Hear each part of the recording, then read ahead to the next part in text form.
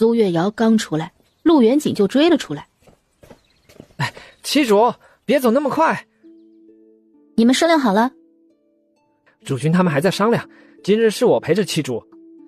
我们去院子里面休息一会儿，我专门让春日放了一个躺椅。好啊，七主，我出门2日，你有没有想我呀？当然想了，元景还是最活泼可爱的。七主，我不是可爱，我只是不喜欢来回跑。大哥还非要我去照看药材，我都不想去。你也要适当为你大哥分担些。哎，我知道的，所以即使不喜欢还是要做的。以后我挣的钱都给七主。那我就等着元景挣好多好多的银钱了。七主，我可以的。我知道你可以，但是比起挣钱，我其实还是希望你能开心的。你们铺子的营收都够我们生活了，银钱够用就行，不用那么累的。七主你真好，元景好喜欢你啊。你也很好呢，元景，和你在一起很轻松自在，我很喜欢的。元景，如今的日子其实很美的。日子很美，待在七主身边才是最最最最最美好的。以后我再给你们生个孩子，到时候在院子里搭一个秋千，做一些孩子玩具，我们看着他们，想来会更好。就在这时，一阵轻盈的脚步声打破了这片宁静。女君，荀公子和恒公子前来拜访，主君询问您是否愿意见他们一面。想来他们是听说我又动了胎气，过来看看的，让他们过来吧。好的，女君。不一会儿，杨千寻和大皇子走在前面，陆远义、崔以阳、荀浩轩、完颜希跟着在他们的身后。苏月瑶定睛一看，心中暗自惊叹：哇塞，这后院就是一个美男云集的地方呢。他们各具风姿，五官精致，英俊潇洒，风度翩翩。苏女君，你身子没事吧？我听到消息就立马过来了。没事的，就是突然有一些不舒服，已经没事了。多谢你特意过来。身子没事就好，应该要来的，我很担心呢。苏女君，你和傅统领的婚期定了下来，是不是可以先把我们成亲的日子也确定下来？这么着急吗？苏女君有了身孕，身边不能离开人，主君又身子不适，我们早点进门也能照顾您。你们选的日子都有哪些？不用我上门去吗？苏女君，荀家知道崔家发生的事情，知道如今你身子特殊，长辈们已经选出了日子，苏女君直接选好确定就好。聘礼，苏女君直接派人送到巡抚就可以了。桓家也可如此。荀公子和桓公子今日都带了合适成亲的日子？那倒没有，我们也怕苏女君没有想好，所以今日就问问。苏女君，桓家已经合过我们2人的八字，倒是选了3个日子，苏女君可以看一看。桓公子，这会不会太急了些？苏女君，荀公子说的对啊，如今你身边不能没有侍奉的人，策军他们还有事情要出门，后院只剩下世君一人，所以我们早日进门是应该的。阿瑶，他们说的不错，七主，你早点成亲，对我们都好。但是阿瑶还是要根据你的身体情况来决定的。苏女君不用操心任何事情，桓家会全部处理，苏女君只需去迎亲即可。那就按照桓公子说的吧，我和玄公子先相识，他也曾救过我，所以玄公子要比你先进门，还请你不要介意，日子你和玄公子商量吧。好，我们会商量好，确定最后的日子后派人告知苏女君。你们的聘礼画作我会画好，送到你们的府上。多谢苏女君。多谢苏女君了。应该的，如今你们也嫁给我了，我就明说了，我肚子里是双生胎，不出意外，一胎是主君的，一胎是世君的。苏月瑶说完，荀浩轩、桓妍希还有一直未曾说话的崔阳，他们的表情顿时有些僵住，之后是震惊。苏女君是100%确定吗？江湖中排行前3的药老已经确定了，主君和世君身子都有反应。苏女君可知这消息一旦传出去会发生什么？大概世家都想给我送人进来吧。不止如此啊，如今生育率低下，很多世家已经向平民女子动手了。因为世家今年有孕的女子不足1成，连主君的姐姐有孕后，即使和杨家分家，也都新娶了4、5位郎君。苏女君如今受陛下宠爱，我们几乎都是陛下派系的。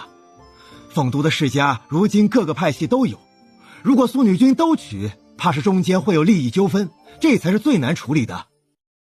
以后就靠你们挡着了。我可以明确告诉你们，不到万不得已的情况下，我不想再娶了。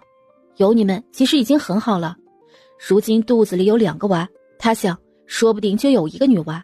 只要他生出1个女娃，朝廷以后就不能再以没有生下女子强求他再娶。你们也不要太担心，我如今脉象不显，再过1个月，陆院手就会拔出来。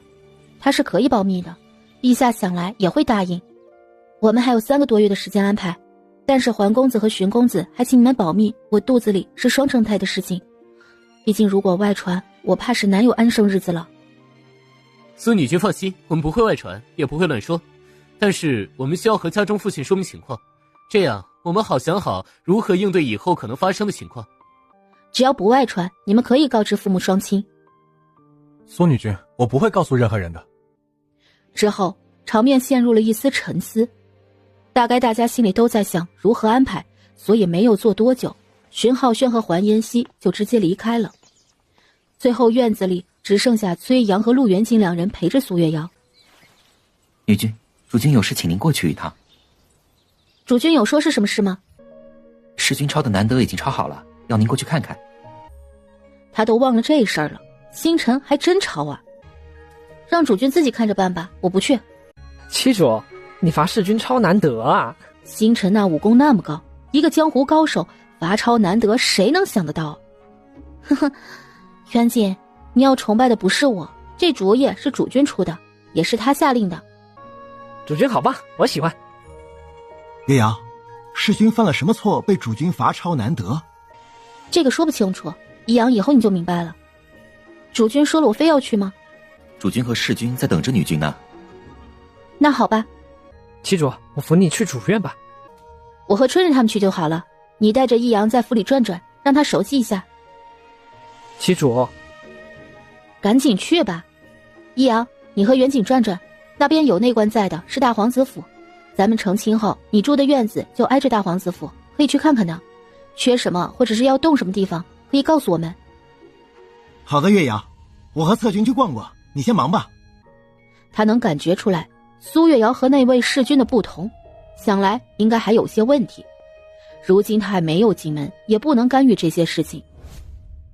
等苏月瑶到了主院大厅的时候，看到星辰坐在一旁的座位上，杨千寻坐在主位上，2人都没有说话，空气带着一丝凉意。阿瑶，七主。苏月瑶坐到另一侧的主位上。七主，你罚抄的难得我已经抄好了，七主亲自过目看看。不用了，让主君看看就好。他总觉得星辰如此配合，肯定是憋了坏，以后找机会也会折腾到他身上。这烫手的山芋，他不想接。主君已经看过了，七主不看看吗？阿瑶可以看看，世君的字挺好的，而且抄得很认真。这人就没有拿不出手的事情吗？他的琴技了得，武功那么高，书法也很强，其他的他是不是也会？不可否认的，星辰真的很优秀。在如此的成长环境下，还这么的，真是不给平常人一丝活路。女德女戒在现代的时候，他大致看过，这里难得，他还挺好奇里面都写什么的。越看越觉得这内容简直和古代要求女子的女德女戒很像，但是大多都是要求男子嫁人之后在后院如何行事。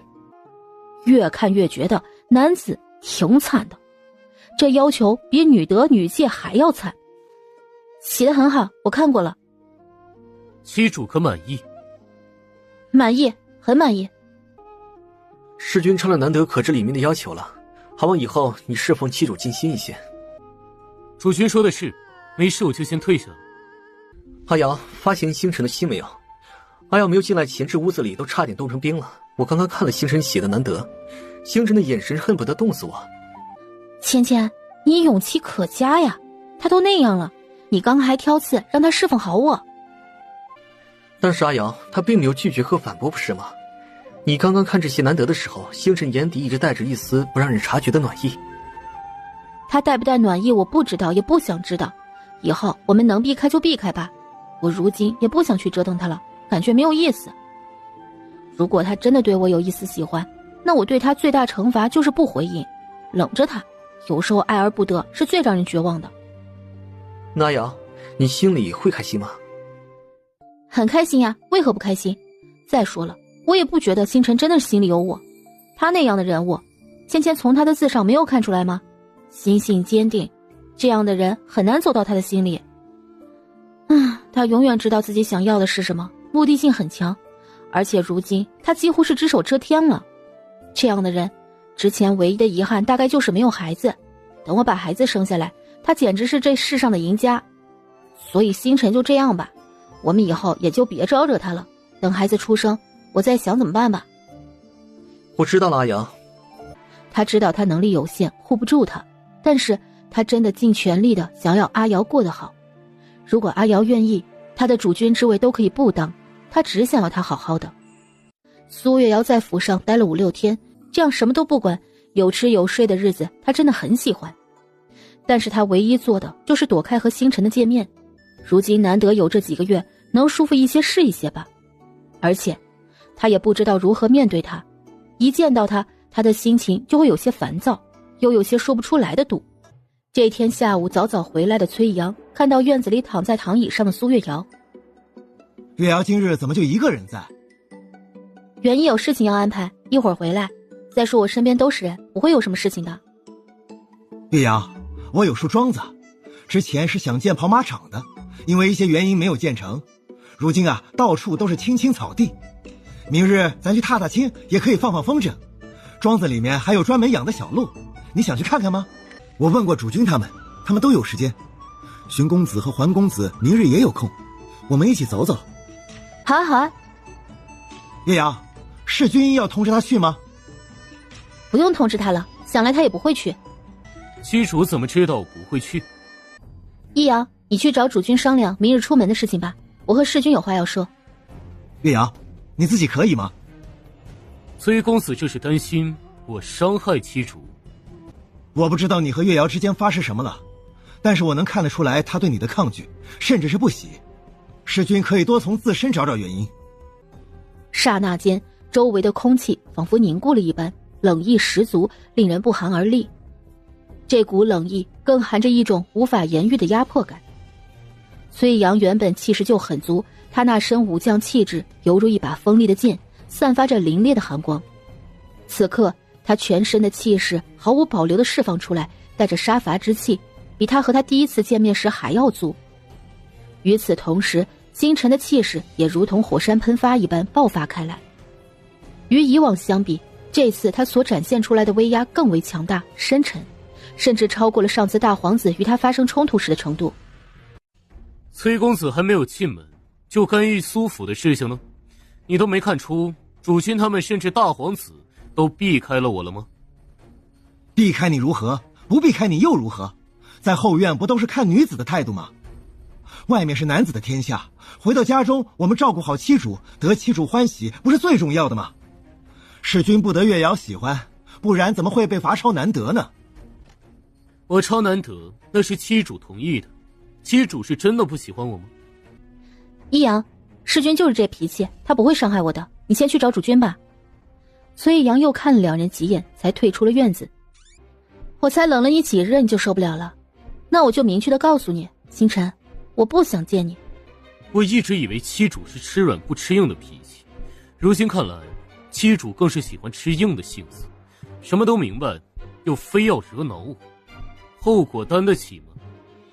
本身我就是吃软的性子，但是对你怕是不行。之前我确实想要装成你喜欢的样子，但是我发现我心里那道坎过不去。这么看来，是我对妻主太好了，是吗？星辰，你受不了我的冷落，你宁愿我去折腾你，这说明什么？是不是你心里有我，你喜欢我，对不对？又或者你看见我和其他人相处融洽，你心里很不舒服，对不对？是又如何，不是又如何？我星辰想要的东西从未失手过。那我就是让你唯一失手的。我的身子你可以得到，但是我的心不会给你。我知道你喜欢我，那不就说明你不会伤害我，所以我怎么样了？苏月瑶，你就是在等我承认喜欢你，又是为了什么？你的心里就没有一丝在意？我没有。我在颐堂阁那种风花雪月的场所待了那么久，我太了解你们女子的行为，包括眼神动作。你冷落我，又何尝不是怕见我？我没有，我一点也不喜欢你。妻主，有些事情不是不承认就可以逃避的。我逃避不逃避和你有关系吗？你对我的伤害已经实实在在的存在过，你如今喜欢上我，我就要原谅你吗？好好对你，凭什么？我如果喜欢你，我也会再次的把你从我的心里抹去。苏月瑶，你就仗着如今有我的孩子，这么敢的？我就是有孩子了才有机会反抗你的，不是吗？孩子生下来呢，想要把他给我，让我彻底消失，永远不见我。这是我的孩子，和你无关，孩子我不会给你。你的孩子？没有我你会有这个孩子吗？你既要孩子又想冷落我，有这么好的事情吗？你之前怎么对我的，我如今只是冷落你而已。星辰，人该知足不是吗？苏月瑶，你就非要如此？我做的已经够明显了，我不想见你。好，好得很啊。苏月瑶，你说我直接带着你离开这里，回噬杀阁总部如何？等你生下孩子，主君的孩子我派人送回来，又或者我直接杀了，这样我不是独占着你了？你的心给不给我，我不在意，你陪着我身边不就可以了？想来这样的结果，你肯定会抗争，想自杀，是不是？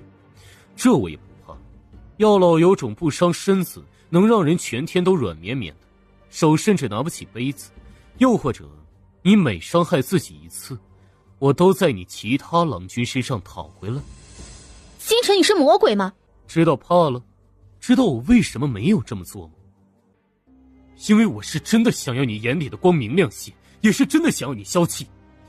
我既承诺不会像之前那样对你，就会做到，你甚至可以折腾我，但是不要来回做出我不喜欢的事情。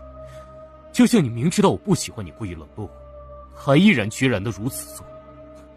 有时候你的勇气我都有些佩服。这么做的后果，我怕哪天我就真的下了死手。我星辰此生杀人无数，说一不二的，但是对你已经格外的纵容。苏月瑶，明白了吗？你承诺不会像之前那样对我的，你如今又在做什么？不是威胁我吗？威胁？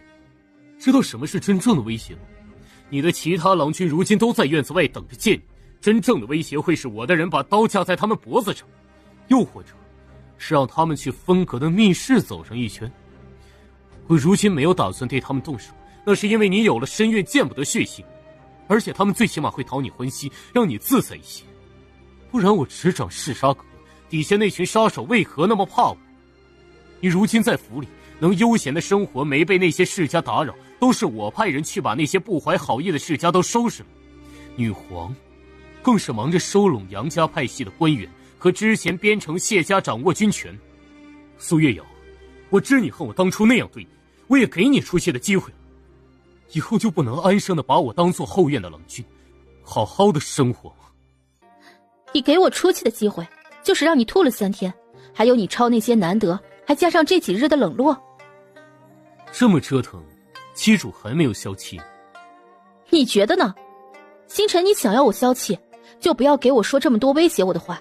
你的势力能力我都清楚，你说这么多，只是让我更加害怕你，逼着我消气是吗？我可没有逼你，我只是说了事实而已。我刚刚说的那些手段并没有用到你身上，不是吗？所以决定权在你手里，我给你几日想清楚，希望妻主能想明白。星辰说完就直接转身离开了。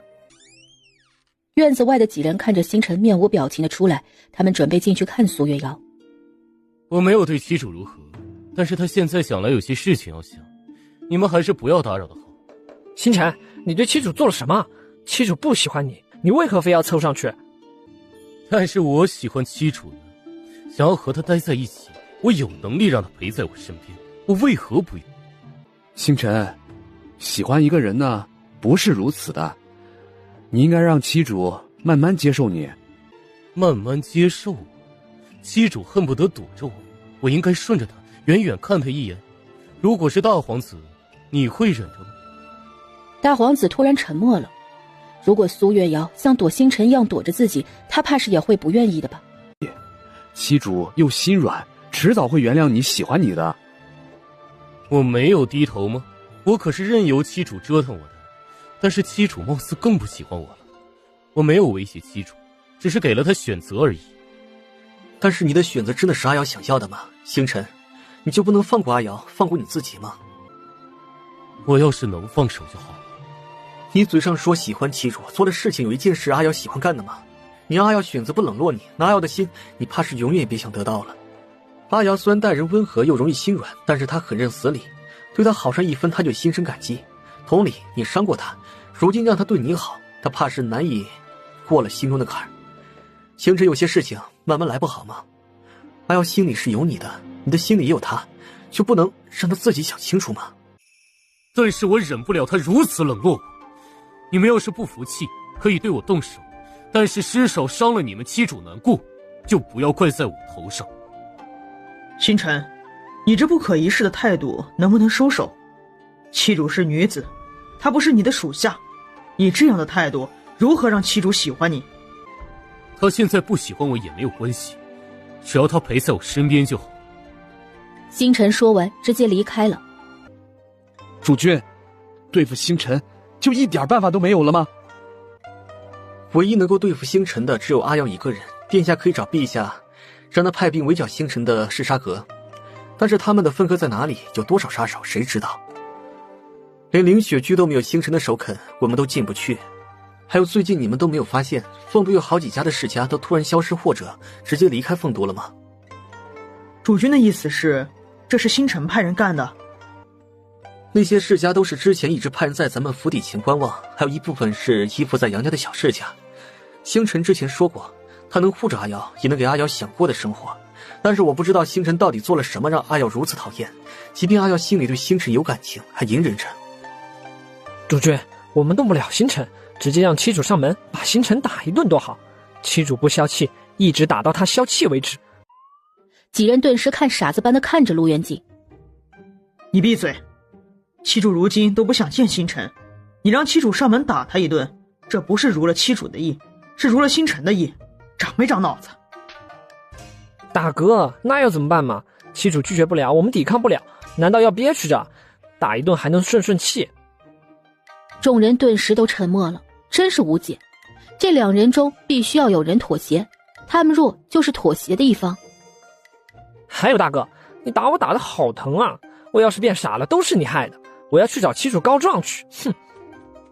陆元景摸着头，说完直接进了院子里。元景性子活泼跳脱，这时候阿瑶看见，想来心情会好一些吧。主君，你们为何都站在这里？苏女君一人在院子里吗？崔公子，我们有事情要商量，你先准备明日出行的东西吧。星辰的势力让你们这么无力的吗？崔公子要嫁给阿瑶，以后能做到事事都以阿瑶为先吗？当然，月瑶将是我此生相伴的人，我不会背叛于她，我会护着她，照顾她，请你们相信我。崔公子知道嗜杀阁吗？嗜杀阁是江湖排名第一的杀手组织，具体的位置朝廷从未查出来。星辰是嗜杀阁的人。他是阁主。什么？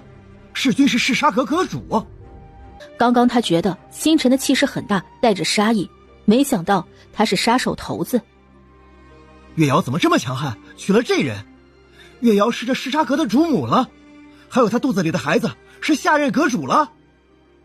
众人一言难尽地看着崔阳，要是妻主愿意接受星辰，星辰也好好对妻主，可不是吗？崔阳，星辰曾经伤过妻主，妻主如今不想见他。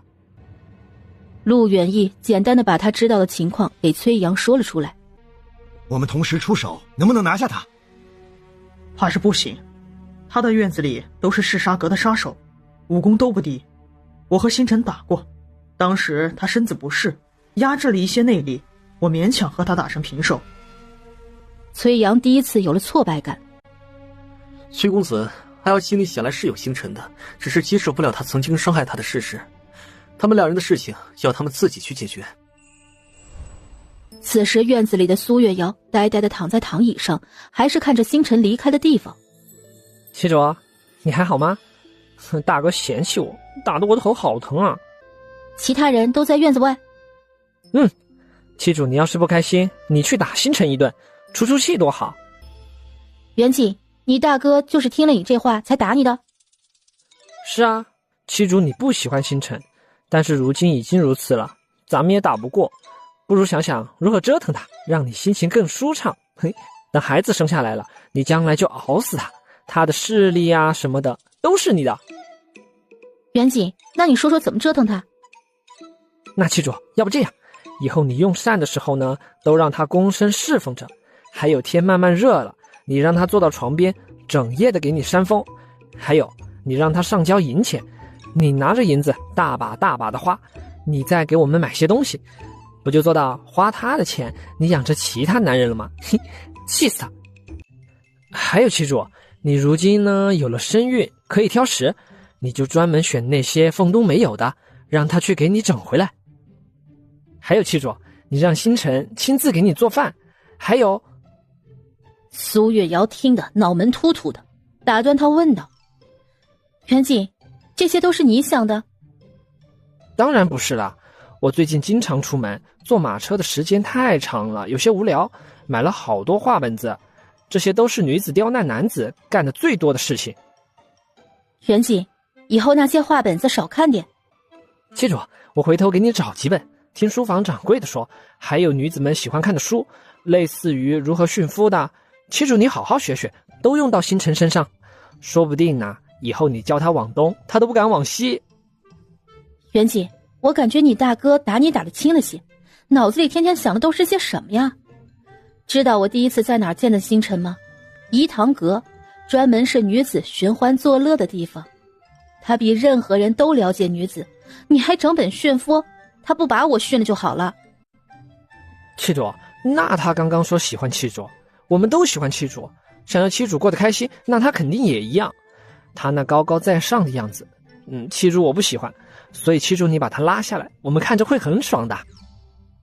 而且他说了，我们要是和他动手，他不会手下留情，但是他放任七主你去折腾了呀。七主你别闷闷不乐的，你应该找那个让你不开心的人，想法让自己开心起来。袁景，你说的不错，以后别说了。七主，我觉得我说的很对的，七主你不觉得吗？不觉得，我如今不想见他，如何折腾他？再说，他如今最不能忍受的是我的冷落，我做出的折腾，说不定他还喜欢呢，我才不送上门呢。那他让七主做选择，就是不让七主冷落他，七主你都不打算冷落他了，不折腾太亏了。袁景，我怎么从来没有觉得你这么能说呢？你和你大哥真的是一个父亲吗？七主，大哥呢就是太沉稳了，死板了，一点都没有我讨人喜欢，是不是？呵呵，袁景，你要是没有你大哥，你怕是会被打死吧？七主你嫌弃我，你还想打死我？哎呀，袁景，我就是觉得你性子跳脱了些，我很喜欢呢，怎么会打死你呢？七主真的吗？你很喜欢我吗？是不是喜欢我比大哥多一些？很喜欢袁景的，但是这么踩着你大哥，他知道吗？大哥他就知道压榨我，还说我傻，说我不懂事，不稳重，我才不要变成他那个样子呢。袁景这样就好，不用变。不远处的几人看着苏月瑶和陆元景有说有笑的，都松了一口气。七主看起来应该好了很多吧？我不知道，阿瑶即使有压力，他也不会给我们说的。大哥，七主说了，他喜欢我比喜欢你多一些。苏月瑶脑门一片黑线飞过，他刚刚好像没有说过这句话的吧？是吗？七主说了吗？我没说，袁景自己说的。一日一早，苏月瑶几人上了马车，往城郊的庄子去。崔阳前面骑着马，在队伍前面，两边有禁军护送。只是走到闹市的时候，崔母突然出现。阳儿，你当真不管母亲的死活了吗？崔阳冷眼看着他的母亲，周围的百姓顿时看了过来。母亲，父亲可以把他的俸禄全部给你。我已经和苏女君签了婚书，不日成亲，我也从我的俸禄中拿出一份给你。儿子可从来没有不管你。你们的俸禄那有多少银钱？我是你母亲，你们崔家都应该是我的。用这些银钱就想打发我，当初我生下你就应该溺死你。这几日他没了崔家的庇护，以前他看不上的夫人都上门踩他一脚，他其他侧军挣的银钱根本不够他和女儿花销。他的女儿本身要娶的都是高门的嫡子，如今都换成了不受宠的庶子，连嫁妆都少得可怜，以后还有什么出路？母亲可不要忘了，你是嫁到崔家的，崔家的一切本身跟你没有关系，而陛下已经做主，将来崔家的一切都由我和苏月瑶的孩子继承。崔义阳，我可是你母亲，为了一个苏月瑶，你就这么对你母亲，你有没有心？母亲不是刚刚还想要溺死我的吗？不就是你们的生活过不好，想要崔家帮助你们吗？但是为什么呢？你可曾抱过我一天，可曾给过我一日关怀？如今我和父亲愿意把俸禄给你，已经是全了这份情了。你胡说！我身为女子，你一个男子赔钱货，和你父亲一样，就是个粗俗的武将。崔家就应该都是我女儿的。谁给你这么大的面子？武将怎么了？若不是有这些英勇无畏的武将们镇守边关，抵御外敌入侵，哪会有今日这太平盛世、安宁生活？武将乃是保家卫国的、守护百姓的大英雄。凤都城内，陛下与万民的安全皆倚仗着禁军的严密护卫，他们日复一日不辞辛劳的刻苦训练，所谓者何？无非是要护得我们这些毫无还手之力的人周全罢了。而当真正面临危急之时，禁军便是挡在我们身前的第一道屏障，亦是最后的一道坚实防线。崔义阳听到苏月瑶的话，眼神一闪而过的欣喜。两边的禁军更是听到这话，整个人浑身一震，从未有女子如此维护他们。凤都的世家女子，甚至小门户的女子都不喜武将，觉得他们身上带着杀气，就是一个粗俗武将。苏月阳，你说什么大话？你娶崔义阳，不就是奔着崔家权势去的？我和义阳的婚约是我亲自向陛下求取，陛下同意，亲自下旨赐婚的。我苏月瑶单靠自己过了文人馆5个评比上等，我如今更是有官位在身，世家想嫁我的男子多了去了，还需要崔家的权势吗？崔氏，你不喜欢你儿子，如此诋毁重伤他，那是你眼瞎。义阳有你这样的母亲才叫悲哀呢。要是我是他，连俸禄给你我都嫌恶心。生而不养，枉为人母。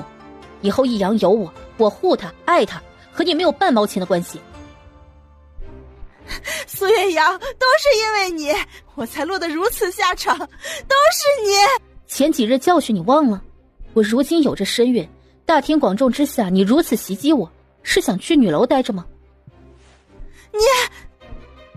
你身为长辈，知道男子不能对女子动手，才在这里赌义阳的吧？你这是想毁了他是吗？但是你觉得我好欺负吗？七主，咱们赶紧回去吧。都是你没本事，让我如此，都是你的错。是我的错，七主，我们回去吧。他刚刚就是觉得这崔母说话很是难听，他身为一名武将，浑身透着一股冷冽坚毅和狠辣决绝的杀伐之气，但每一次面对他时，他总会刻意收起那份锋芒毕露的气势。他那高大威猛、健壮结实的身躯也能给他一种无与伦比的安全感，他甚至能感觉到他内心深处那份坚定不移的守护之心。七主，本皇子还是第一次见杀伐果断的崔统领被女子这么护着。殿下，你这是吃醋了？七主，你对主君说过爱他，对袁锦说过喜欢，你好像都没有对我说过哎。天地良心啊，他刚刚就是为了帮崔义阳而已，看到他有那么诋毁他的母亲才说的。七主，你也没有对我说过的。我刚刚也没有说喜欢义阳呀，你们两个怎么来到这个话题了？七主，你说了，你说副统领以后有你，你护他爱他，和他母亲没有半毛钱关系。这孩子，他有时候真想一巴掌拍死他。七主这么不好意思开口，是不喜欢本皇子呢，还是害羞说不出来？你们是我郎君，我当然喜欢你们了。元义和殿下我都喜欢的。妻主这么说，我很开心。就这样，在闹市发生的事情一瞬间传遍了整个凤都，特别是苏月瑶为武将说那些话，让凤都的武将都有一丝的偏向他。还有很多武将的世家更是第一时间送上了拜帖，想要把儿子嫁给苏月瑶。马车到了庄子上，苏月瑶下了马车，看着眼前的风景，眼前一亮。庄子后面隐约能看到不远处的山峰，走进庄子，一股清新宜人的气息扑面而来，四周绿树成荫，花草繁盛，让人不禁陶醉其中。奴见过公子，见过女君，各位郎君。管家，房间都备好了吗？还有荀公子和桓公子两人到了吗？房间都已经准备好了，两位公子已经到了，在前院的会客厅。月瑶累不累？是先回房休息一会儿，还是先去会客厅？我不累，我想四处走走，可以吗？当然可以。这里确实很美，像一处世外桃源，没有车水马龙和人声鼎沸，好安逸的感觉。妻主要是喜欢，在这里多待几天。你们平日不是还有事情？我要是待在这里，你们出行怕是很麻烦的吧？没事的，妻主，我们难得出门，可以多休息2天。是阿瑶，你想住几天就住几天。住不了多久的，第一次见这样的风景，多看看很舒服，但是玩累了，还是家里舒服的。易阳，我看你对这里也很不熟悉啊。我也只来过一次，只知道后院养了鹿，还有空旷的草坪。众人到的时候，鹿群有些害怕，聚拢到一起。负责饲养的下人拿了些鹿喜欢吃的草，鹿群看着众人没有伤害他们的意思，慢慢的走了过来，开始吃草。苏月瑶近距离的看着刚刚走过来的小鹿，好可爱呀。月瑶要是喜欢，可以选一只带回去养着。不用了，我如今能看到他们就已经很开心了。今日多谢月瑶维护我。不用谢。易阳，每个人不能选择自己的出身，选择父母。你母亲不爱你，那是她没有眼光，没有负担啊。月瑶，我其实不值得你对我如此好的。为何这样说？是因为凤家的世家女子不喜欢武将吗？但是我觉得你挺好的，人是活给自己看的，管别人想法干什么？是我狭隘了，还不如月瑶看得透彻。我其实也是死心眼，很多事情明明知道要如何，但是还是别扭的很。有时候我也很讨厌自己。月瑶不用为了安慰我诋毁自己的。我没有，我说的是实话。所以没有一个完人，都有不好的点，他们也都在包容我不好的点，希望我开心。我也一样，只是我为你们做的不多。月瑶已经做了很多了，从来没有女子会如此维护武将的。那是他们没有眼光。我们去那边走走。月瑶，主君他们都走了吗？是啊，他们怕今日你会不开心，就让我陪你一会儿。月瑶娶的郎君可真好。我也这么觉得。你们能不能好好的相处，其实是看我的。我尽力做到公平吧。咱们以后也要相伴一生，大家相处在一起，在这世上多一个亲人不好吗？月瑶的希望想来会达成的。已经达成了。还有最让欣喜的是，万家灯火里有一盏是你我的家。两人静静地散着步，崔阳的眼中全是苏月瑶，其他人远远地站在远处看着。主君对每一个妻主娶回来的郎君都很好呢。他都没有如此在这么美的地方和妻主单独散步呢。殿下，阿瑶的性子你大概也摸透了吧？他希望的我们要达到才是。崔一阳可是自小在禁卫军营里长大的，他内心可是强大的很，也就妻主会觉得他会被那个母亲说的话伤了心。阿瑶本来出来也是散心，一样也要嫁进来的，多和阿瑶培养些感情也好。我们去膳食厅等着吧，等明天阿瑶陪着殿下也转一圈可好？我才不需要，哼！苏月瑶在庄子里又待了2天，杨千寻他们也都陪着他。之后因为崔阳每日有巡逻的任务，在第2日就离开了。荀浩轩和桓妍希也陪了苏月瑶2天，成婚的日子两家也都确定了下来。因为之前崔家发生的事情，他们两家不用苏月瑶亲自上门了，只需要把礼品和聘礼画派人送过就好。但是迎亲还是要去的，这也减少了很多的麻烦。妻主要是不想走，再多住几天也可以的。迟早都要离开的，早走晚走都一样的。妻主是因为星辰吗？这么没地方，不要提他。我其实已经想好了，我以后不会折腾了，所以你们不必担心。他又不会伤害我，我要是不如意了，还可以罚他，多好。好，阿瑶想清楚就好。阿瑶，你上次写的孩童启蒙那篇3字经的文章，在书肆卖得很好。文人馆的夫子特意来说，这篇文章可以推广下去，让孩童们作为启蒙的文章。那挺好的，我还有2篇合适的，等我回去写给你。希望将来的百姓也都能读起书，都认字吧。哈，阿瑶的想法很好，但在推广起来怕是很难。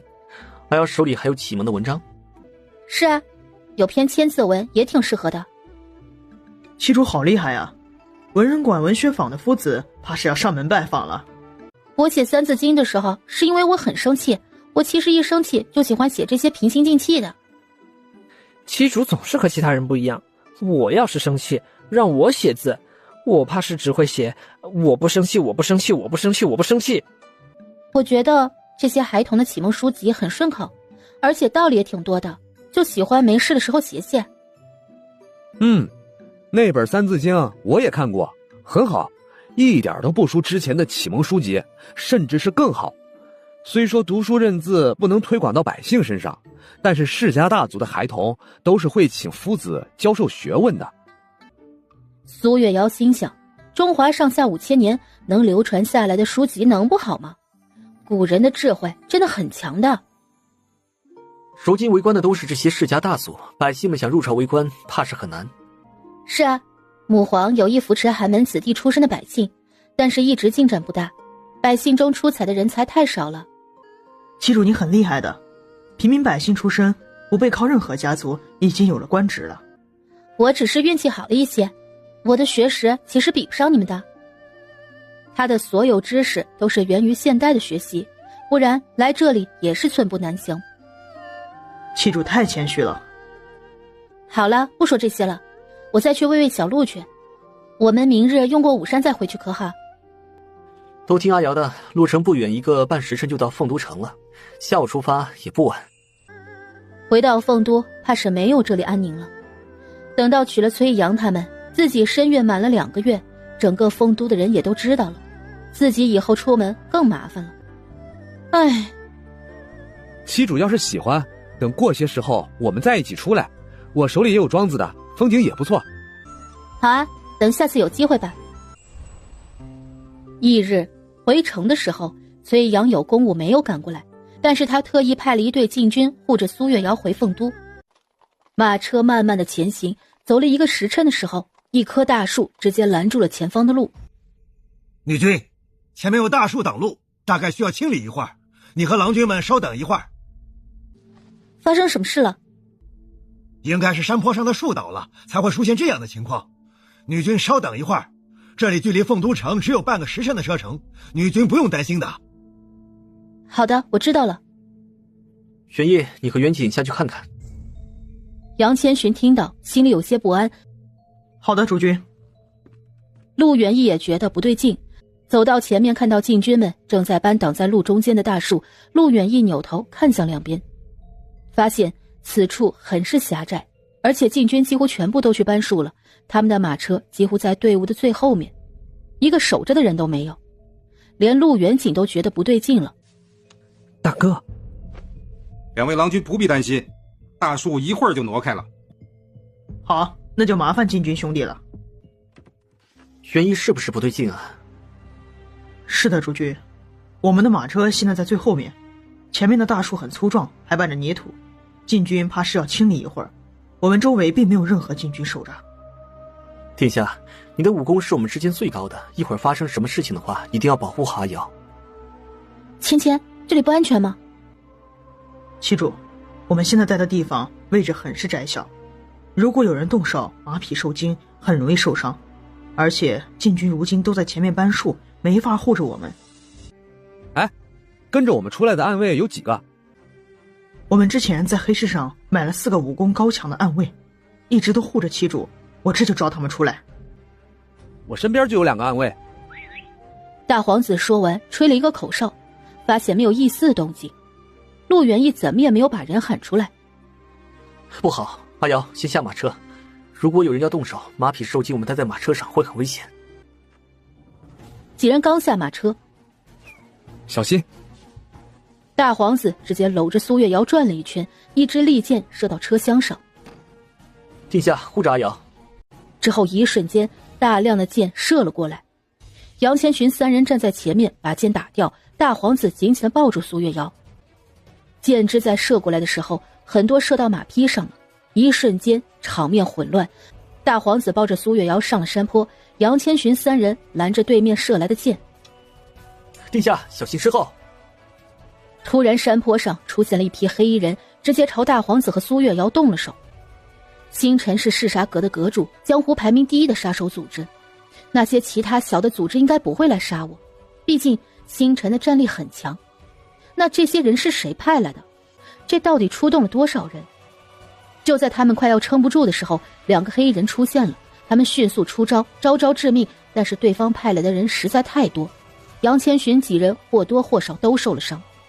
其中一个黑衣人直接往天空扔了一个东西，砰的一下炸开了。不好，他们有援军，速战速决，抓住苏月瑶！大皇子为了护着苏月瑶，直接挡了2箭，即使如此，他都没有松开苏月瑶。殿下，殿下！七主，我没事。女君，再撑一会儿，附近的嗜杀阁看到信号会来支援的。 2个黑衣人护着苏月瑶和大皇子，不停地往后退。还有一小部分黑衣人围着杨千寻和陆远义、陆元敬3人，让他们3人过不来。哈瑶，你们是什么人？为何要抓我？等我们抓住你，你自然知道。动手！他们都受伤了，坚持不了多久。护着苏月瑶的2个黑衣人立马动了手。大皇子挡在苏月瑶的前面，有过来的黑衣人都被大皇子一一杀了。但是他也没有好到哪儿去，身上几乎都是伤。殿下，方君涛！苏月瑶靠着树，看到大皇子如此，眼泪顿时流了下来。七主，我没事，你别担心，我会护着你的。就在大皇子再次把一个偷袭的黑衣人杀的时候，另外一侧突然出现了一个黑衣人，直接抓着苏月瑶的手，一个闪身消失了。七主，阿瑶！这时嗜杀阁的杀手到了，局面一下就变了。第9，女君被劫走了，天启已经去追了。天八立马指了一个方向，第9听到，直接带了3个人往消失的方向追去。杨千寻看着苏月瑶消失的方向，刚想去追，直接一口血吐了出来，单膝跪在地上。主君还好吗？哈瑶，是死士，是凤都世家培养的。你们有人把握着阿瑶吗？嗜杀阁的杀手没有回答杨千寻的话，他们仔细地观察地上尸体，其中1人又扔了一枚信号。他们天字辈的杀手只负责杀人，追踪隐藏查探是地字辈干的。阁主安排了2个天字辈的杀手和2个地字辈的人在女君身边。刚刚到这里的时候，已经出现了黑衣人，把暗处的暗卫全部都给吸引走了。他们是发现不对，他和天七才立马回来。但是第5和第6现在还没有回来，怕是已经遭遇不测了。如果女君能平安找回来还行，要是找不回来，他们怕是都要死。没有完成阁主的任务，不死也要脱层皮。此时被抓的苏月瑶被一个黑人搂着腰在山林穿梭，苏月瑶被晃得头晕眼花，眼前发黑。黑衣人一直在想办法摆脱后面追着的人，但是一直没有办法。最后黑衣杀手搂着苏月瑶到了一处山崖边，黑衣人看了一眼这个位置，又往下看了一眼，刚准备有动作的时候，天启已经追了上来，说道：放下女君，我留你全尸。别过来，不然苏月瑶可就没命了。黑衣人掐着苏月瑶的脖子往后退，天启一步一步往前挪动，随时准备救苏月瑶。之后黑衣人把手上的剑扔向天启，直接一个转身搂着苏月瑶跳了下去。苏月瑶被点了哑穴，眼睛微缩，直接被这种下坠感吓着了。这让他想起了当初穿越过来原主落下山崖那种死亡感。天琪反应过来，第一时间也跳了下来。天琪搂住苏月瑶后，三人在藤蔓上荡着。突然，天琪看到一圈被藤蔓遮住了一个洞穴。天琪此刻刚想转身，被黑衣杀手从背后打了一掌，两人直接摔进洞穴。在落地的一瞬间，天琪垫在了苏月瑶的身下，没让苏月瑶受一丝的伤，就看到天琪直接吐了一口血。女君小心！天琪在看到黑衣杀手的身影时，再次挡在了苏月瑶面前，又挨了一掌，但是黑衣杀手也被天琪打了过去。天琪跪在地上，又吐了一口血。苏月瑶被点了哑穴，着急地发出呜声。天琪捂着胸口，颤颤巍巍地点了苏月瑶2下。你还好吗？女君，属下怕是不能护着你上去了，跟那名黑衣人往下跳，想来就是知道这个洞穴的。您看看有没有其他出口。我这就看，你撑住。苏月瑶起身四处看了看，发现里面确实有不少的脚印，还发现有堵墙。里面有不少的脚印，但是有道墙挡着，没有路。苏月瑶立马扶住他往里面走去。天琪看到了一个石块，转动了一下，前面的墙直接打开了。这时外面传来了稀疏的声音，天琪不带犹豫地带着苏月瑶进了里面。女君别说话，我们快走。苏月瑶直接扶着天琪开始顺着路走。整个密道里面很黑很黑，苏月瑶心里七上八下的。他们刚走没有一盏茶的时间，黑衣杀手的首领就到了，身后还有几个黑衣人。沙一不是已经抓住苏月瑶了，怎么还没有到？首领，这里有险，是不是沙一出了什么意外呀？没想到苏月瑶身边的高手这么多，更有噬沙阁的杀手护着。这消息传给主子没有？还没有，我们一直都在躲这些高手。首领，安门边有血迹。不是沙一进了密道，就是救苏月瑶的杀手。我们进去，主子有令，抓住苏月瑶，把她送到边城的女楼里，所以都注意，不得伤了她。是，首领。女君，我们换下外衫，属下去引开外面的人。只有这一个办法了吗？你会不会死？苏月瑶语气颤抖地说道。女君，属下的命是阁主救的，阁主下的令是用命保护着您。女君，阁主还有您的郎君都等着您回去，女君快点，不然就来不及了。最后两人换了衣衫，苏月瑶穿着一身黑裹着自己。请你一定要好好活着。你叫什么？属下是天字辈杀手，排行第7，见过女君。还有女君，阁主是真心想要好好对你的，他只是不知道如何去做，还请您以后好好对阁主。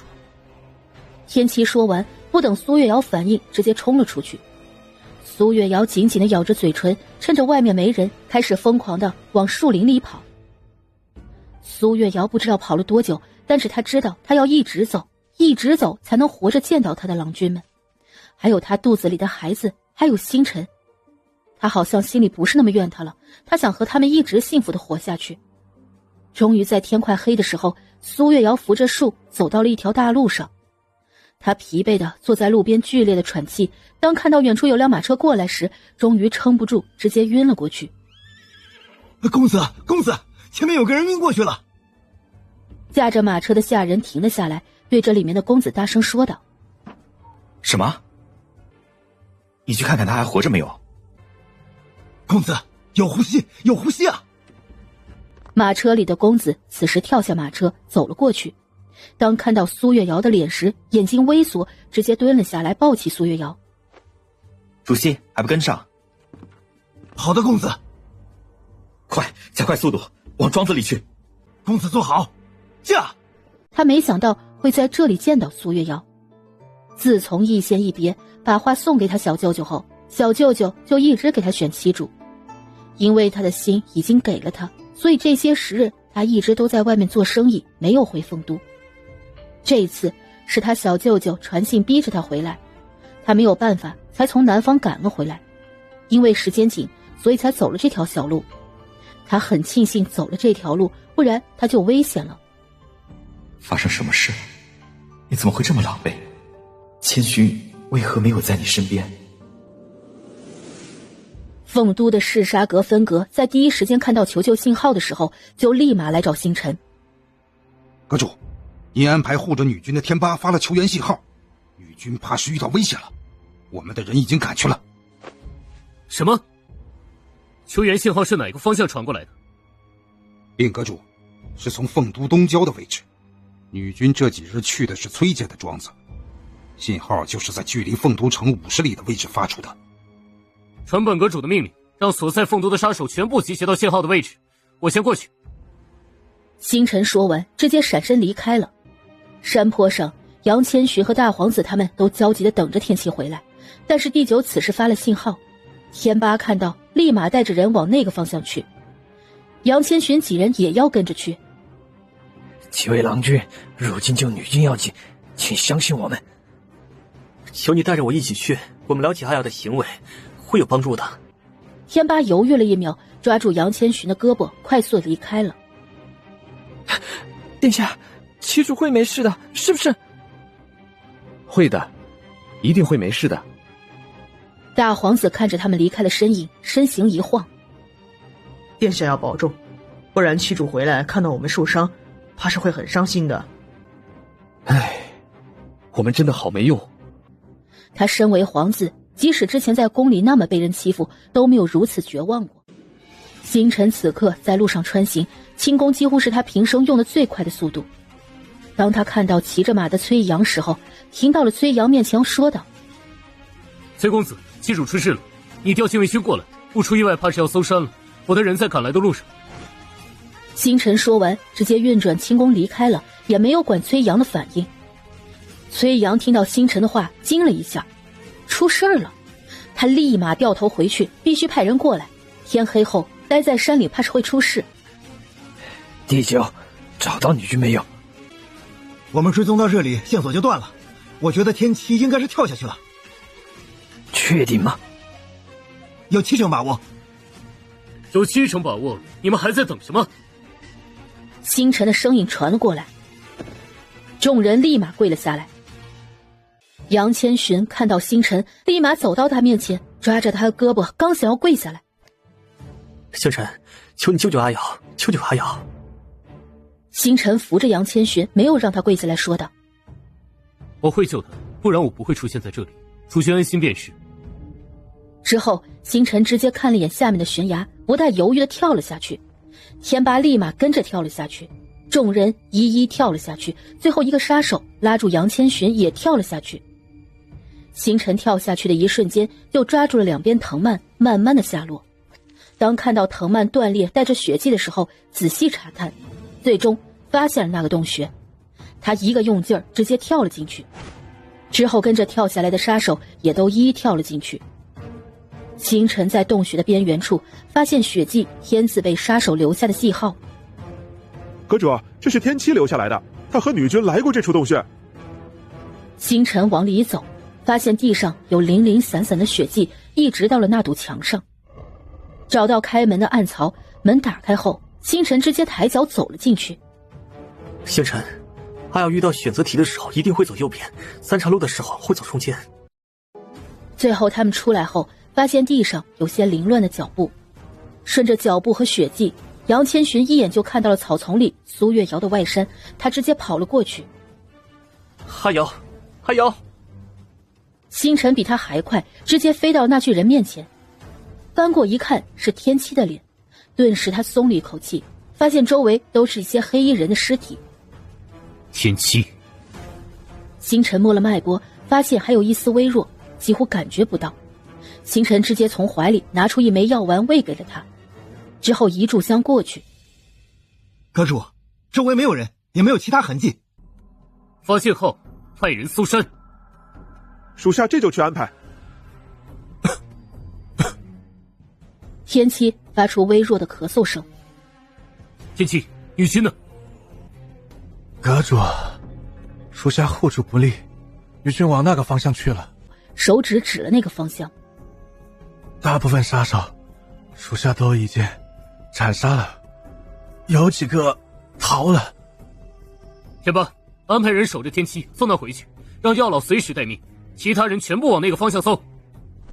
好的，阁主。晚上，崔阳的禁卫军还有嗜杀阁的杀手都在山里搜查。此时昏迷的苏月瑶正躺在床上。快，大夫，看看他怎么样了。大夫把脉时直接震惊了。女君有孕了，怎么会如此？什么？她有孕了？受到惊吓，劳累过度，有滑胎的脉象。公子庄子里的滋补药材不够，我先去见安胎药。公子，这是苏女君。快派人去凤都城报信，苏女君是不是在凤都安家了？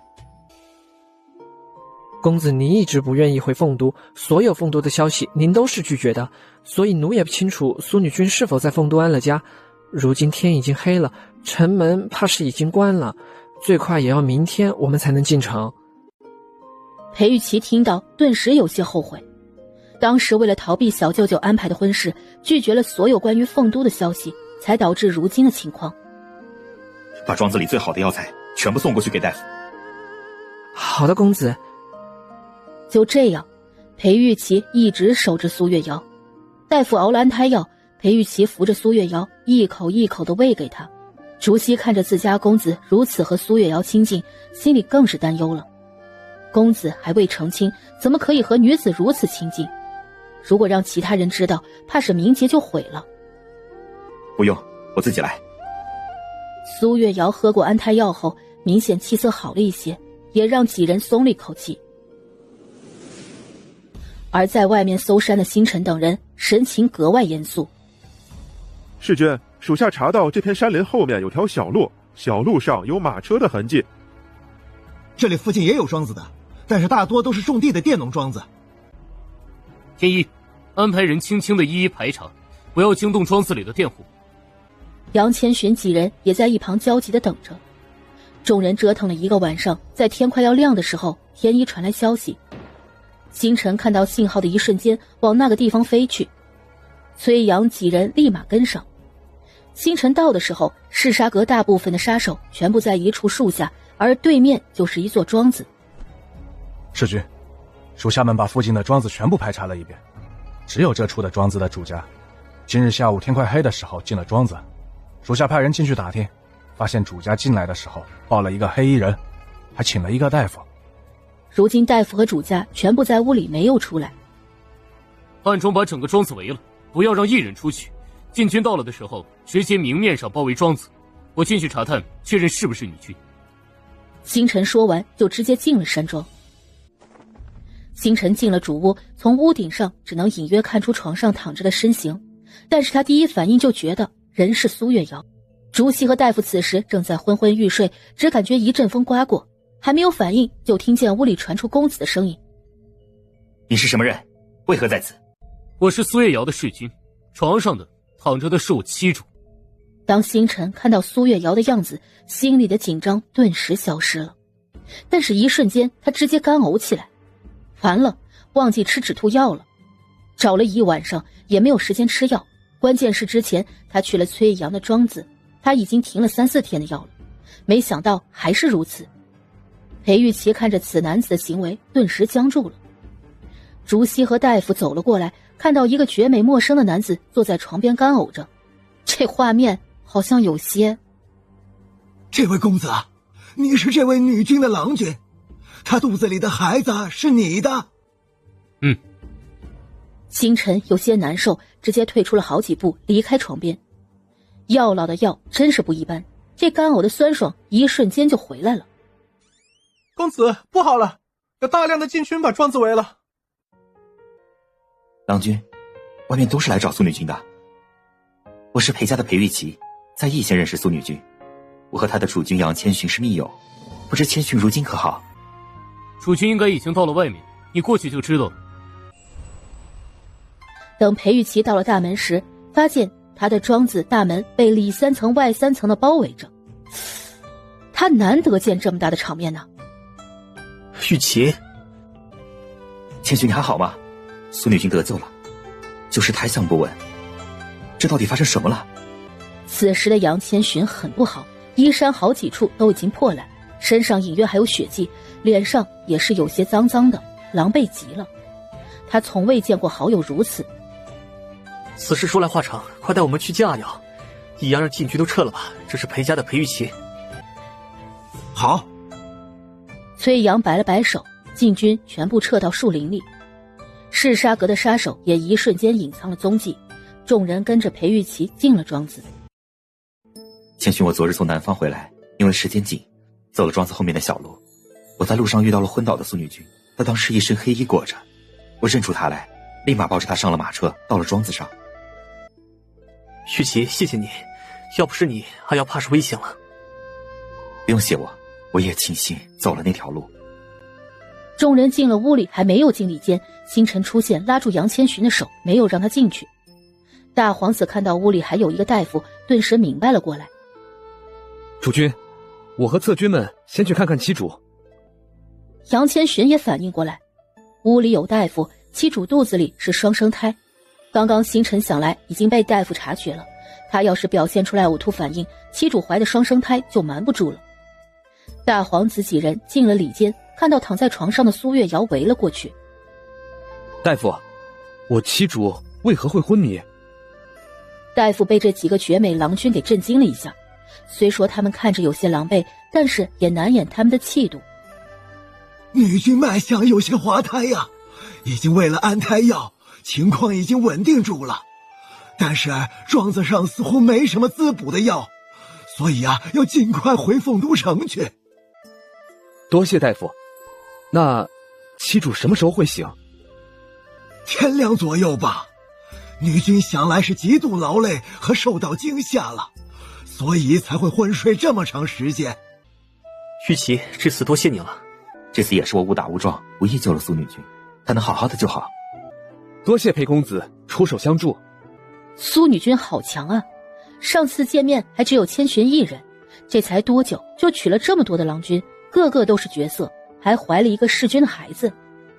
虽说那个弑君是这里样貌最盛的，但是当时他不是说会好好对千寻的吗？这中间怕是还有其他的事情。各位，我和苏女君相识，救她是应该的，不必多礼。苏女君想来一会儿才会醒，我看你们也需要洗漱一番，我这就安排下人准备热水，庄子里还备了一些干净的衣裳，希望各位不要介意。啊，不会，有劳了。